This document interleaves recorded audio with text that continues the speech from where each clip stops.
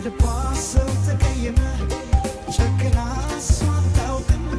ለምን ይሆን በቃኝ አለች ለዓይኗ እንኳን የጠላችን ከልቧ